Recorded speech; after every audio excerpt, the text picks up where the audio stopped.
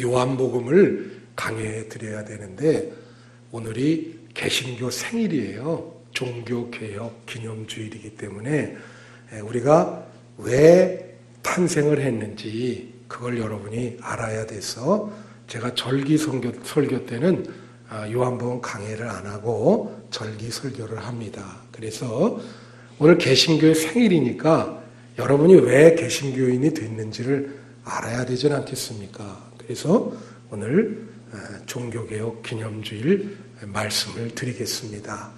마틴 루터가 정확히 1517년에 오직 말씀으로, 오직 믿음으로, 오직 은혜로라고 하는 세 가지 표를 내걸고 종교개혁을 단행을 했습니다. 그래서 역사적으로 큰 사건이었고 그것이 유럽 사회에 아주 큰 영향을 미쳤게 되었죠. 그런데 루터가 이런 세 가지 표를 내걸을 때는 그 밑바탕에 어떤 개념이 깔려 있었는데 그것이 바로 거룩이라는 개념입니다. 우리가 거룩이라는 단어를 교회 와서 많이 쓰죠. 그죠? 거룩한 예배, 거룩한 신자, 그죠? 네, 거룩한 성도 이런 표현을 많이 씁니다.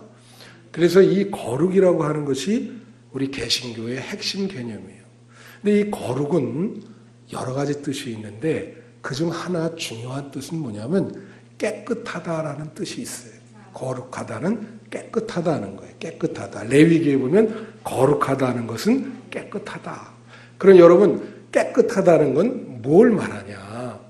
이 깨끗하다는 것은 모든 물건이 있을 때에 있고 어떤 위치와 본분을 다 깨닫고 자기 역할을 다 해줄 때 그것을 깨끗하다 그러는 거예요.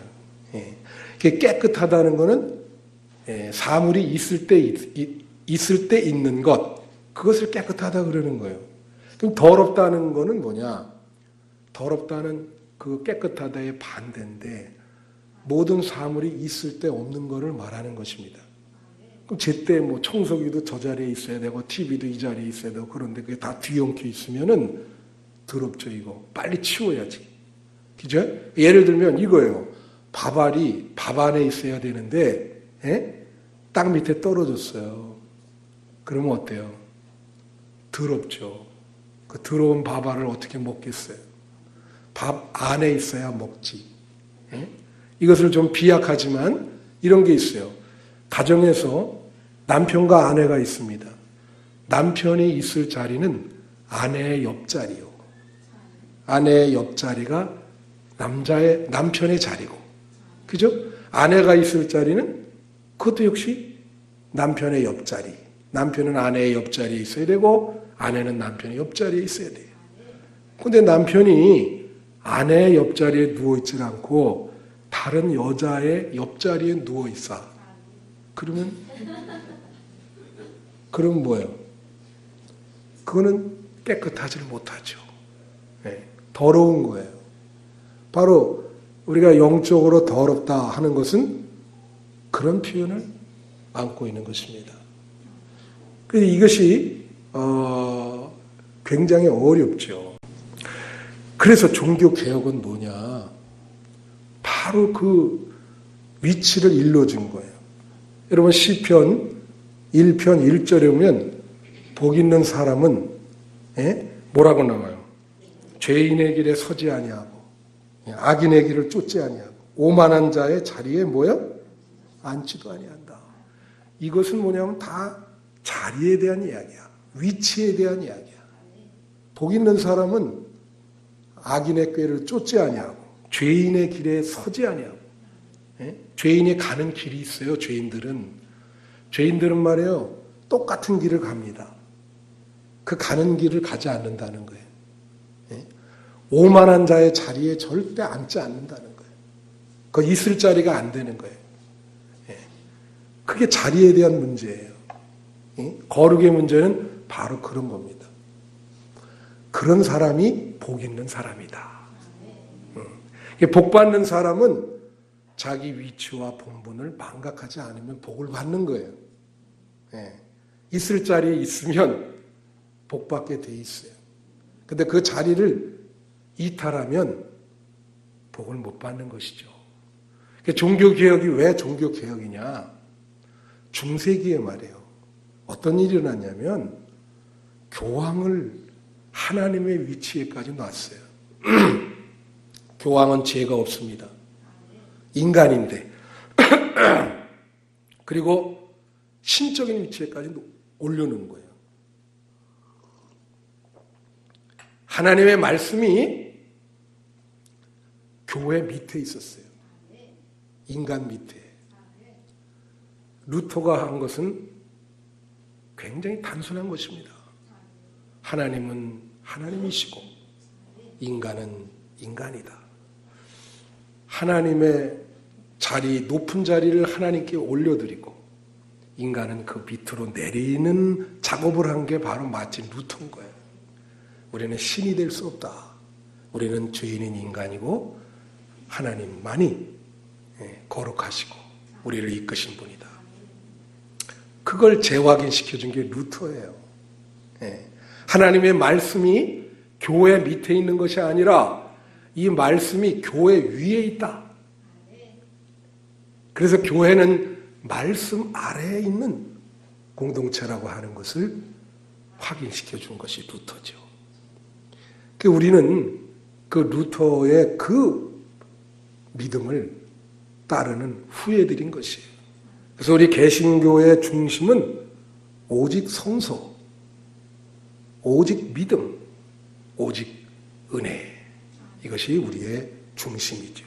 그래서 오늘 본문은 출애굽하는 내용입니다.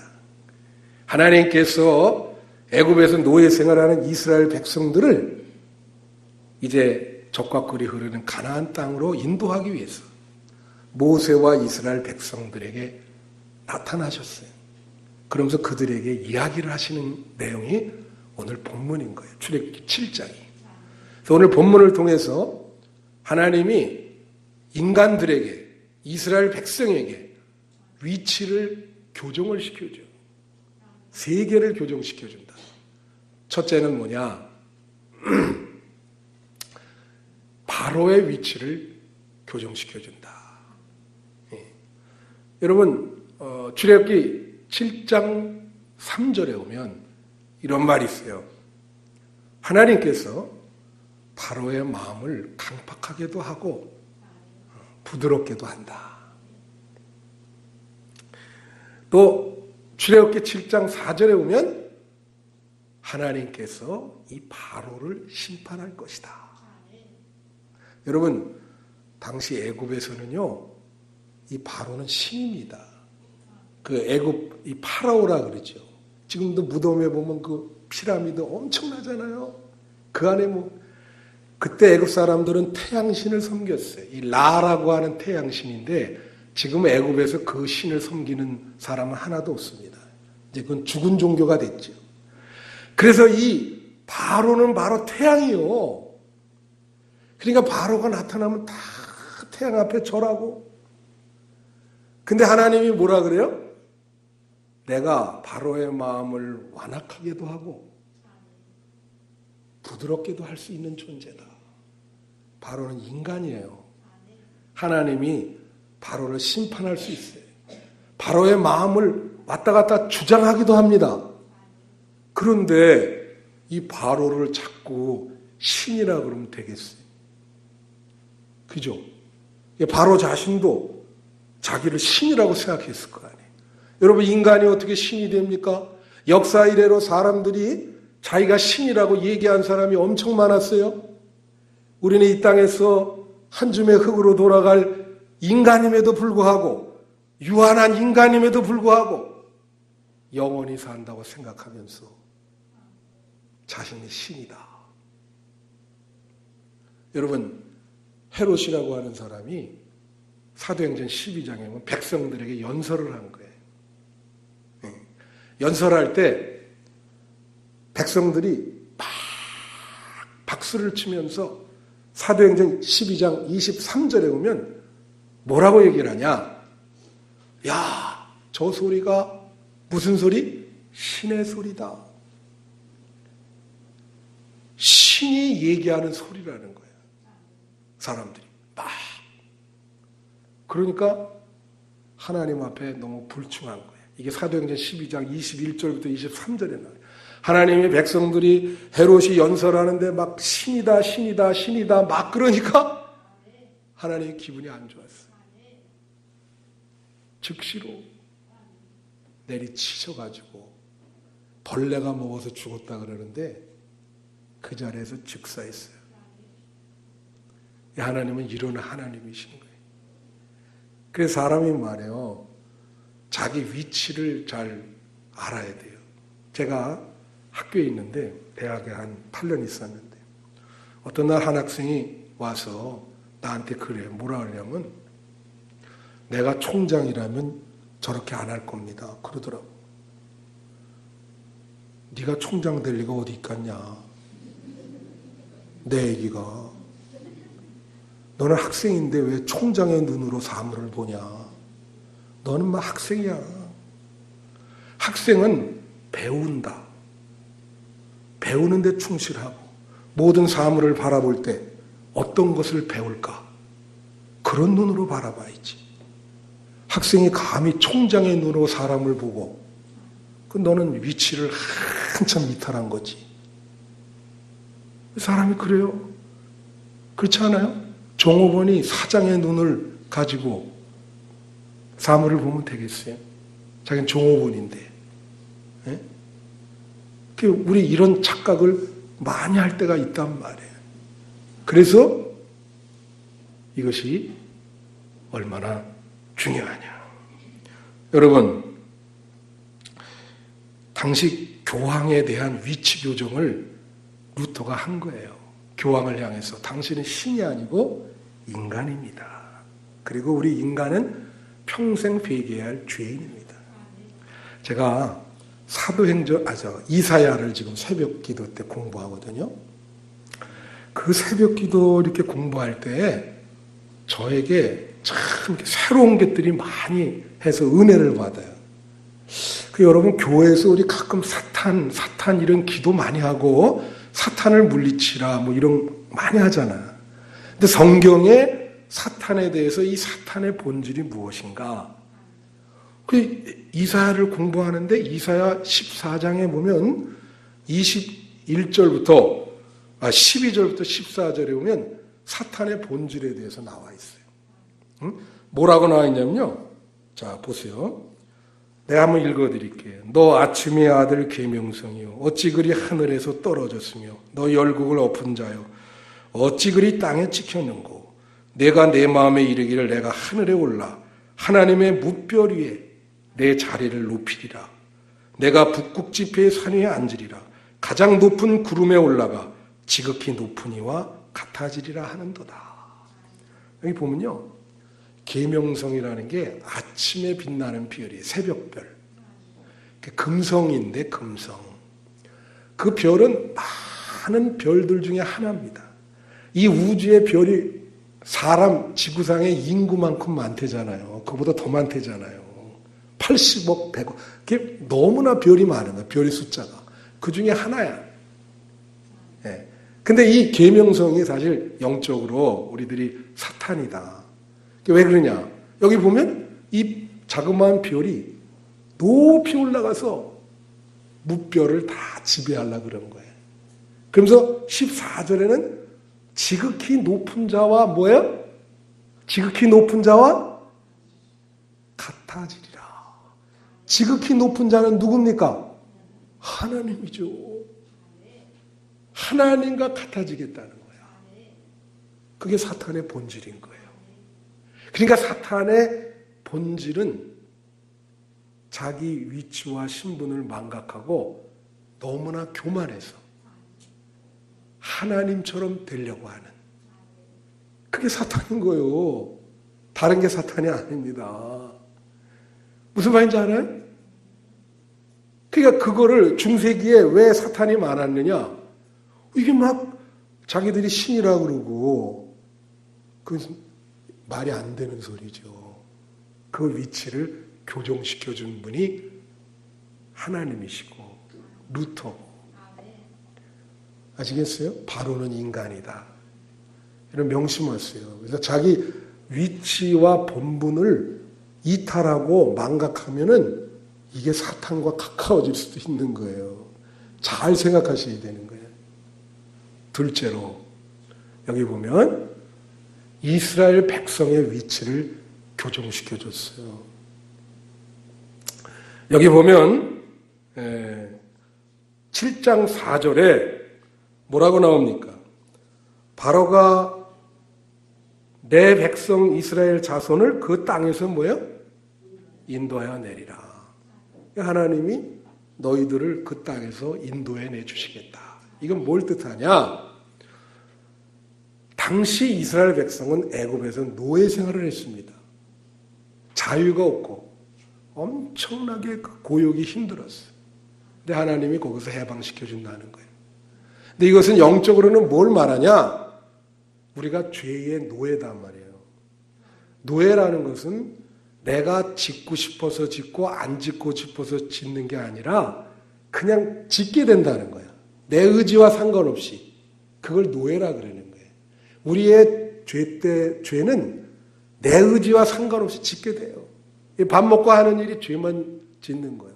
그게 인간의 본성이에요. 본 모습이에요. 그런데 이 애굽의 노예 생활에서 하나님이 해방시켜줬단 말이에요.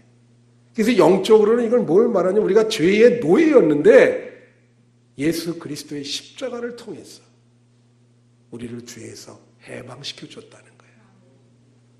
할렐루야. 그 뜻이에요. 여러분 구약 성경에 보면은 무비보셋이라는 사람이 나옵니다. 이 무비보셋이라는 사람은 다리를 절어요. 왜 저냐? 요나단의 아들이에요. 이 무비보셋이. 근데 이 무비보셋은 전쟁이 일어나는데 이 쳐들어오니까 유모가 이 무비보셋을 안고 도망가다가 다락인가 어디서 떨어져가지고 다리가 부러졌어요. 그래서 제때 치료를 못 받아가지고 다리가 전 거예요. 궁예도 그랬잖아요. 궁예. 몰라요? 여러분 궁예? 도망가다가 이 눈이 이렇게 유모가 도망가다가 잊어먹으세요. 이건 모르시면 잊어먹어도 돼요. 궁예는. 하여튼 이 무비보셋이 그런데 이제 사울이 멸망하고 요나단이 멸망하고 그럴 때 살 길이 없는 거예요. 그리고 이 무비보셋이 요즘 말로 말하면 막 쓰레기통에 쓰레기를 집어먹고 그런 생활을 사는 거예요. 근데 다윗이 왕이 된 다음에 이 다윗이 훌륭한 점이 뭐냐? 자기에게 은덕을 베푼 사람에 대해서는 배신하지 않았어요. 배신보다도 오히려 이걸 갚아줘야 되겠다. 그런 생각을 한 거예요. 그래서 제일 먼저 한 일이 그 요나단이 다윗의 목숨을 여러 번 살려줬거든요. 목숨을. 왕이 되자마자 무비보셋을 먼저 찾은 거예요. 어디 있느냐? 데려와라. 반드시 찾아야 된다. 신하들이 찾아왔어. 뭐라고 얘기하냐? 너는 이제부터 나의 아들이고 이 이스라엘의 왕자다. 나와 같이 식탁을 같이 하고 왕자들이 먹는 그 자리에 앉아서 같이 식탁을 하고 침실도 같이 사용할 것이며 왕궁에 거하고 너희 아버지가 가졌던 모든 토지와 재산을 다 너에게 회복시켜 줄 것이다. 그래서 완전히 다 신분이며 재산이며 다 회복시켜줘요. 그러니까 이 사무엘하 9장 8절에 이 무비보셋이 이렇게 얘기해요. 뭐라고 얘기하냐면 죽은 개와 같은 절을 하면서 이 종이 무엇이기에 왕께서 죽은 개 같은 나를 돌보시나이까. 그 표현을 자기를 가리켜서 뭐예요? 죽은 개라는 거예요. 얼마나 이 표현이 비천한 표현입니까? 나는 쓰레기 같은 존재였는데 당신이 나를 회복시켜줬다. 예? 여러분 여기서 영적으로는 뭘 말하는 다윗은 예수 그리스도를 말하는 거예요. 무비보셋이 다윗을 만났기 때문에 회복이 되잖아요. 여기서 무비보셋은 우리 사람들을 얘기하는 거예요. 우리도 죄인이고 비참한 인생이었지만 다윗과 같은 예수 그리스도를 만날 때 우리의 신분이 회복되고 우리의 영적인 형상이 회복되고 하나님의 자녀된 권세를 얻게 되는 것입니다. 그래서 요한복음 1장 12절에 영접하는 자 그 이름을 믿는 자들에게는 하나님의 자녀가 되는 권세를 주었다. 이제는 더 이상 죄의 노예가 아니고 하나님이 이뻐하시는 자녀인 거예요. 위치를 교정시켜 준 거예요. 우리의 위치를. 세 번째는 애굽 사람들에 대한 위치를 교정시켜야 돼요. 여러분 오늘 본문 말씀 7장 5절에 보면 이런 말이 있어요. 뭐라고 나오냐면 애굽 사람이 나를 여호와인 줄로 알게 될 것이다. 7장 3절에는 애굽에서 내가 표적과 기사를 많이 행할 것이다. 이거 되게 중요한 말이에요. 이스라엘이 나를 여호와인 줄 알리라 그러지 않으시고 애굽 사람이 나를 여호와인 줄 알리라. 이게 참 사람들이 그래요. 여러분 내가 좀 특별한 존재로 생각하는 사람들 많잖아요. 근데 이 말은 무슨 뜻이냐면 사실은 이스라엘과 애굽이 동격이라는 거예요. 여러분 성경에 보면 이렇게 오해를 하는 수가 있어요. 사람들이. 이스라엘은 선택된 민족이고 이방인은 버림받은 사람이다. 구약 성경은 다 그렇게 돼 있다. 그렇지 않아요. 여러분 창세기 12장에 보면 아브라함을 축복하면서 너는 복의 근원이 될 것이다. 열방이 너로 말미암아 복을 얻을 것이다. 그때부터 열방에 대한 얘기가 나오는 거예요. 그러니까 이것도 이스라엘을 제외한 이방인들의 구원을 얘기하는 거예요. 애굽이 나를 여호와인 줄로 알 것이다. 그러니까 여러분 여기서 중요한 교훈이 있어요. 하나님은 우리 사람을 다 똑같이 사랑하는 거예요. 흑인이나 백인이나 많이 배운 자나 못 배운 자나 돈이 많은 자나 적은 자나 하나님은 다 그 처지와 상황에 따라서 다 우리를 살피시고 돌보시고 나름대로 사람들이 어떠한 형편에 있든지 다 고민과 문제가 있어요. 하나님 그걸 다 아시는 거예요. 부자라고 하나님이 너 그냥 제낀다. 부자는 부자대로 얼마나 고민이 많은데요. 엄청나게 고민이 많죠. 또 이것은 이런 뜻이 있는 거예요. 하나님이 사람을 차별을 안 하시고 똑같이 사랑하시듯이 우리 인간은 하나님 앞에 다 똑같이 죄인이라는 거예요. 누구 하나 예외가 없다. 모든 인간이 다 죄인이다. 그거를 보여주는 거예요. 이스라엘도 죄인이고 이방인도 죄인이고 중국 사람도 죄인이고 한국 사람도 죄인이고 미국 사람도 죄인이고 일본 사람도 죄인이고 거기에 예외가 어디 있을 수 있겠습니까? 여러분 이제 말씀 마치면서 루터가 종교 개혁을 시작한 날이 어떤 날을 계시일로 보냐면 1517년 10월 31일이에요. 오늘이 며칠이죠? 30일. 10월 31일 날 비텐베르그 대학 앞에 루터가 95개 항목을 글로 써가지고 거기다가 붙였어요. 굉장히 긴 거죠. 95개 정말. 그래서 10월 30 이게 종교개혁 기념주일로 지키는 겁니다. 10월의 마지막 주를. 그런데 올해가 2010년, 내년이 몇 년이에요? 2017년. 그럼 내년이 루터가 종교개혁을 한 지 몇 주년이 되는 거죠? 500주년. 네. 2부가 낮네. 1부는 일주 와서 그런지 계산을 잘 못하시더라고. 500주년이에요. 이게 내년에 말이에요. 500주년 이 루터를 기념하는 대대적인 행사가 전 세계적으로 열리는 거예요. 년이 흐른 거야. 우리나라에도 지금 다 예정돼 있습니다. 미국이고 뭐고 다 루터를 기념하는. 근데 루터가 말해요. 95개조 논조를 붙였을 때 우리가 이 두갈식 연역법이라죠.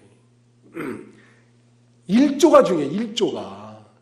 1조를 딱 때리고 그 다음에 다 1조를 해설하는 거예요. 이 1조가 뭘까요? 1조가 뭐냐면요. 잘 들으세요. 1조가 뭔지. 1조는 모든 인간은 평생 동안 매 순간 끊임없이 하나님 앞에 회개하여야 한다. 그거예요. 매 순간 끊임없이. 이것을 하지 않으면 개신교인이 아닌 거예요. 여러분, 개신교인이라면 매 순간 자기 죄를 하나님 앞에 회개해야 돼. 매 순간. 한순간도 예외 없이. 사람이 말이에요. 그게 루터의 기본 정신입니다. 근데 사람이 그러질 않죠. 대부분 사람들은 말이에요. 자기 죄를 모르고 남의 죄를 판단합니다. 여러분, 중요한 게 있어요. 남의 죄에 많이 보여도 상관하지 마세요. 자기 죄만 회개하면 돼요. 늘 자기 죄를 바라보세요. 무릎 꿇고 자기 죄에 대한 용서를 계속 비세요. 남은 생애 동안.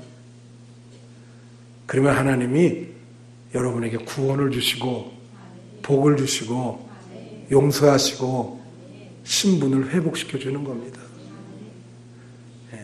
그러니까 자꾸 남의 죄만 봐가지고 남의 죄를 자꾸 그러니까 자기 죄를 망각하면서 회개하는 순간 타이밍을 잊어버리는 거예요.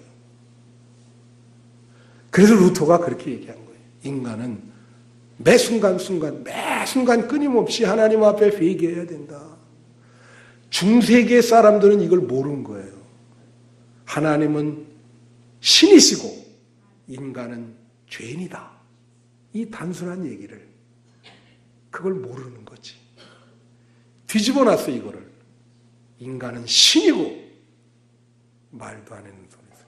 여러분, 짐승이 사람이 될 수 있습니까? 없죠. 사람이 신이 될 수 있어요? 결코 없죠. 우리는 죄인이요. 명심하시기를 바라요. 죄인된 마음으로 모든 사물을 바라보고 죄인된 마음으로 여러분의 위치와 본분을 생각하시는 여러분 되시기를 바랍니다. 우리 3분 동안만 기도하겠습니다.